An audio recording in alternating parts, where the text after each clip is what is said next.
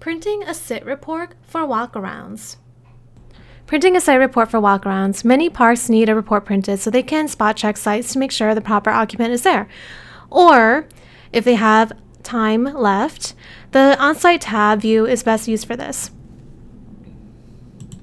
especially if more information than just their name is needed. Click the on-site tab right here. You'll see all sites listed in order, whether they are occupied or not, and the occupants based on reservation dates. Note that the report includes yesterday by default, so it includes those who are due to leave this morning, but might still be on the site.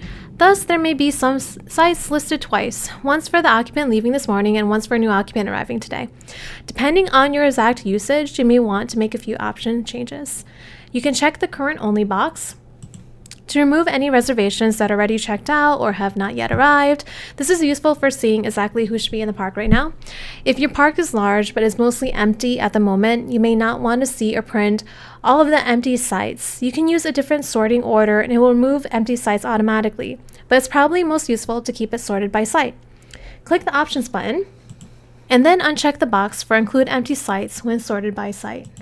The report will be collapsed to show only occupied sites. As with other views, you can select the site types you may want to see and the fields or columns you want. Then print the report.